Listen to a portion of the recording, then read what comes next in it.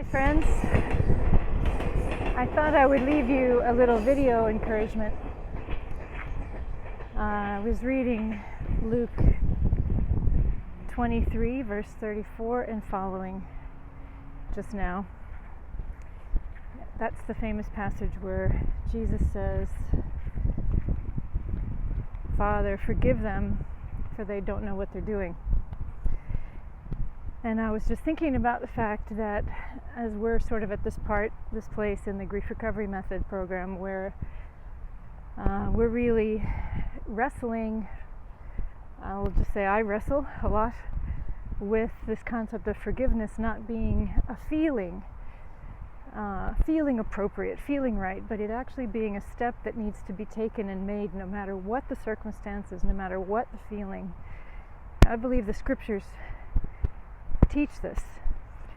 It's interesting in that passage when Jesus spoke those words, and I think it's so important to understand and notice. I've been realizing this more and more in this last year, how valuable our own words are. I think because of the family that I grew up in, I didn't really put a lot of stock in what people say, our words. I love God's word. I believe God's word. God's word has all the power, right?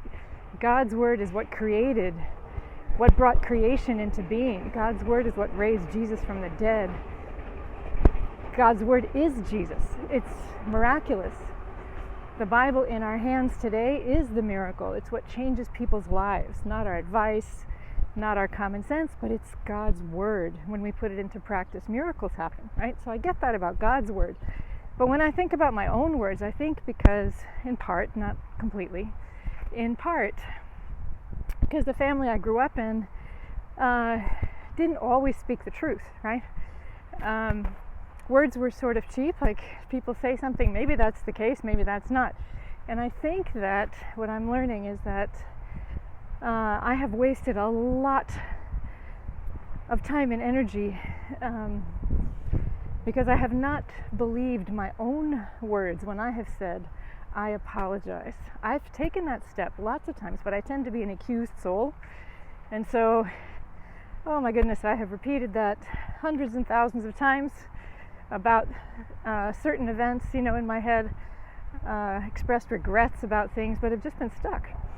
Kind of waiting for a feeling, or something to change. Not realizing that God uses my words when I bring the darkness in my own heart out into light, like a confession.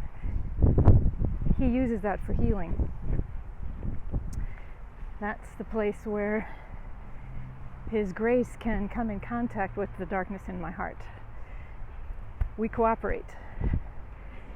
So anyway, Luke 23:34. It's interesting that Jesus' situation didn't change. He didn't wait for his situation to change or improve. When he spoke those words, "Father, forgive them, for they don't know what they're doing," things actually got worse after that. There was no relief. The nails did not come out of his hands. No one acknowledged when he spoke those words. No one received them. Yes, the thief on the cross a little later had a decent response, but there were other things that took place first. And again, Jesus himself, his situation did not improve. He suffered even worse. After he spoke those words, he was mocked further. After he spoke those words, the thief on the cross next to him mocked him. He was continuing to suffocate. There was no physical relief. God did not come to take him down from the cross. The torture continued until he gave up his spirit and died. And we know, of course, Christians, that was an incredible victory. And he believed that for the joy set before him, he endured the cross, right? Hebrews teaches us. And his situation did not get any better. I don't believe he felt any better when he spoke those words. We'll never know what was going on inside of him, but certainly his physical pain did not abate. Anyway, just some thoughts from the scriptures that have encouraged me as I think about the fact that forgiveness is an action, it's a step, not something that we can expect to feel until we have done it. And sometimes not even when we have done it. Sometimes things get worse before they get better. But it is the right step to take. Thanks for listening.